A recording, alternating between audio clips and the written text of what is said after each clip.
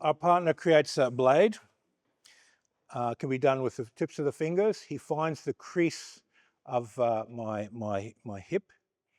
And what I want to do is feel that pressure from his fingertips, and then I want to fold that kwa and make it magnetic and just draw my partner's balance out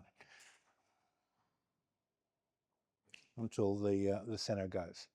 Now, once you fold in, you can fold and go down, or you can fold and go back, depending on how much space you need to give.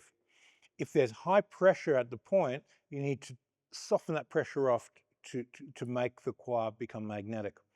If it's too heavy, the energy is going to stagnate. So if he pushes in heavy, I might put my hand there, and now I do it, I find that balance point where I can open up. So I take a little bit of pressure off with the hand. There it is. I can open that door up and get the kwa to fold and become magnetic. So we can go down. If you put your own fingers into that kwa and just soften down, you'll feel an opening, and then create a magnetic vacuum on it with your mind and your feelings. Pull the joint open, you'll feel a magnetic pull. And then just do one side, yield from one side to the other, and have your partner push into those points and just create the magnetism in the kwa.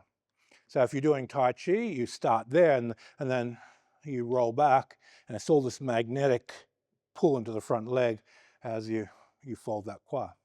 And that's the root of the energy drilling into the ground and the vacuum coming out on the top.